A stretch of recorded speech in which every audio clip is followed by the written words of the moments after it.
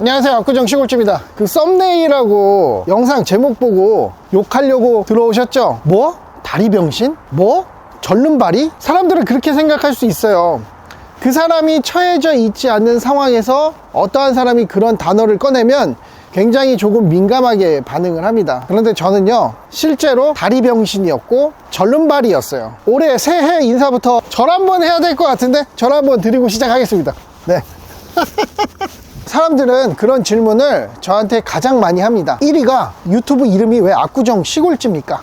그리고 2위가 왜 이렇게 집이나 부동산을 사모으지 않고 이렇게 차에 미쳐서 삽니까? 거기에 대해서 압구정 시골집가 왜 이렇게 차에 미치고 이런 짓을 하고 있는가에 대한 해답을 좀 드리려고 합니다. 이거는 한 30년 전쯤으로 거슬러 올라가야 됩니다. 6살이던 압구정 시골집가요, 몹쓸병에 걸립니다. 6살밖에 안 됐었거든요. 근데 그때 기억이 아직도 생생합니다.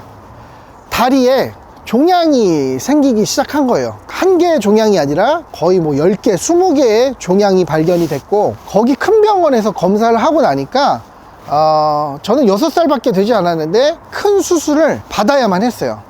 이것을 다리에서 제거하지 않으면 제가 성장하는데 걸림돌이 되고 위협을 받고 걷지 못할 거라는 의사의 의견이 있었고, 정말 어린 나이인 6살 때부터 3번의 엄청난 대수술을 하기 위해 세브란스 병원에 입원을 하게 됩니다. 이게 수술을 하고 난 후부터 못 걷는 게 아니고요, 수술을 하기 한 3개월 전부터 못 걷습니다. 제 양쪽 다리를 기부스를 해서 붕대로 칭칭칭 압박해서 감아놔요. 그때부터 걷지를 못하게 되고 근육이 퇴화돼요. 엄마가 의사 몰래 너무 안쓰러워서 수술 전에 붕대를 풀어줘도 걷지를 못해요. 근육이 퇴화가 돼갖고.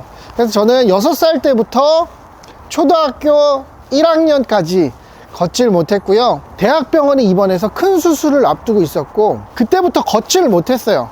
근데 예전에 병원에는 동전을 넣으면 TV가 나오는 방식의 그 TV가 위치하고 있었거든요. 내가 너무 무료하고 걷지도 못하고 뛰어놀고 싶은 나이에, 활동하고 싶은 나이에 아무것도 못하니까 항상 거기에 동전을 넣어서 TV를 보여주곤 했었는데, 그때 당시에 외국 채널의 F1 경기들이나 아니면 카레이싱 경기들을 많이 시청을 했었어요. 그러한 시각적인 효과도 있었지만 한창 뛰어놀 시기에 달리지 못했던 저는 뭔가 막 공상과학 같은 상상들을 막 하게 돼요. 6살짜리 아이가 로보트에 막 딱 타가지고, 그때 당시에 위제트라는 만화 영화가 되게 유명했었거든요. 로보트에 딱 타가지고 막 나 대신, 연약한 내 몸 대신에 막 엄청나게 달리는 그런 상상? 엄청나게 빠른 자동차에 타가지고 막 내가 원하는 대로 하늘이고 바다고 땅이고 지하고 막 달리고 날아다니는 그런 상상? 내가 날다람쥐가 돼서 높은 곳에서 뛰어내리면 서서히 비행을 하는 그런 상상들을 몇 년 동안 하면서 병원 침대에서 무료한 생활을 보내게 됩니다. 그래서 달리고 싶은 욕망, 하늘을 날고 싶은 욕망, 활동적인 거에 대한 이상이 그 어렸을 때부터 마음에 담아왔었던 것 같아요. 우리 집은 아버지는 군인이었고요, 그때 당시에 필요한 수술 비용 140만 원을 마련하기 위해서 우리 어머니와 아버지는 여기저기 돈을 꾸러 다녔고요. 6살 때 어떤 사람이 면회를 와서 저한테 물어봤었어요. 네가 먹고 싶은 게 가장 뭐냐라고 물어봤을 때 그 어린 압구정 시골집 답변이 뭐였는지 아세요? 저는 고추장에 밥 비빈 걸 좋아해요. 그게 왜였는지 아세요? 그 어린 나이에 고추장에 밥을 비빈 걸 좋아했겠어요? 저는 병원에 입원해 있어서 걱정 없이 맛있는 반찬들이 삼시세끼 나오지만 우리 어머니의 상황은 달랐어요. 보호자의 밥을 주지 않았고 저는 푹신푹신한 병원 침대에 케어를 받으면서 누워 있었지만, 우리 어머니는 딱딱한 간병 보조 침대에서 저를 몇 달이고 몇 년이고 간호를 진행을 했어요. 그러니까 우리 어머니는 항상 고추장에 밥을 비벼 드셨어요.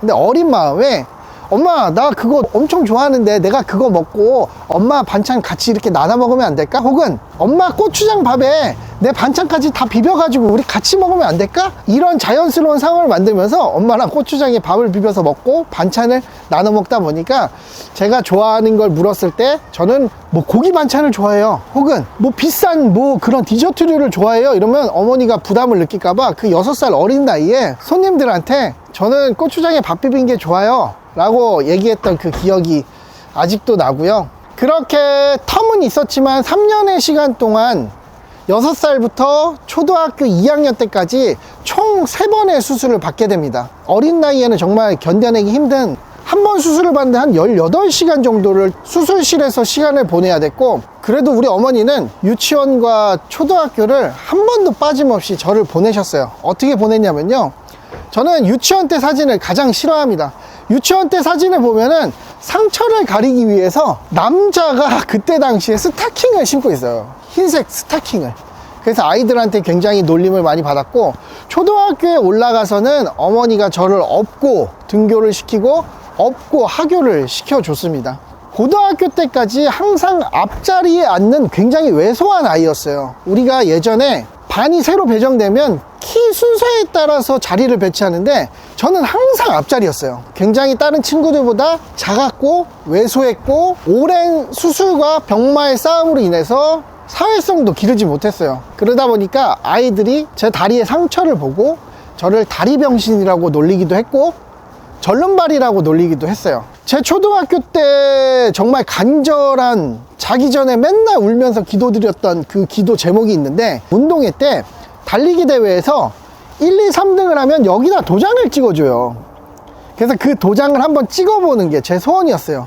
그래서 저는 운동회 때 꼴찌를 하고 뛰지 못하더라도 무조건 참여를 했었고, 놀림거리가 되더라도 이를 악물고 뛰었습니다. 굉장히 회복이 빨랐고, 초등학교 5학년 2학기 때 드디어 제가 달리기에 2등을 해가지고 공책을 받았던 그 기억을 아직도 잊지 못하고 있습니다. 그러고 나서 중학교, 고등학교를 거치면서 덩치가 진짜 기하급수적으로 비정상적으로 막 크기 시작했고, 키도 굉장히 많이 커졌고, 근육도 지금은 많이 빠졌지만 굉장히 많이 붙기 시작했어요. 고등학교 때는 덩치가 뭐 가장 큰 편에 속했고요. 군대도 1급 판정을 받아서 203 특공대를 다녀오게 됐습니다. 물론 저희 아버지는 국가유공자라 군대가 면제였는데도 저는 군대를 2년 동안 잘 마치고 돌아왔습니다. 제가 하고 싶은 말은 지금 드렸던 말 속에 다 들어가 있는 것 같아요. 저는 인생의 밑바닥을요 6살 때 겪었던 사람이에요. 6살 때 인생의 밑바닥을 겪었어요. 그걸 걸음 삼아서 조금씩 성장해 왔고, 그래서 저는 돈을 벌면 뭔가 타는 것, 그리고 달리는 것, 그리고 뭔가 좀 내 신체를 대신해서 내가 조종할 수 있는 것에 대한 로망들이 굉장히 컸어요. 나한테는 이상향이었고 나한테는 이루고 싶은 꿈이었어요. 그래서 악착같이 돈을 모았고, 그 돈으로 원하는 차들을 하나씩 사 모으기 시작했고, 차량을 사 모으다 보니까 남들과 나누고 싶어서 모든 차량들을 다 타볼 수 있는 자동차 복합 문화 공간을 취미로 운영을 하고 있기도 하고요. 뭐 우리 젊은 사람들, 우리 젊은 친구들한테 야, 나는 밑바닥부터 그렇게 커왔으니까 니들도 아프니까 청춘이야, 개똥 지랄하고 자빠졌네. 청춘은 왜 아파야 됩니까? 청춘은 아름다워야지. 왜 아파야 됩니까? 야, 젊었을 때 고생은 사서 고생이야. 지랄하고 있네. 젊어서 왜 고생을 사서 합니까? 나이 먹어서 사는 동안 고생은 평생 쎄 빠지게 할 텐데. 그래서 새해 인사로 이래저래 말도 안 되는 소리를 하기 싫었고요.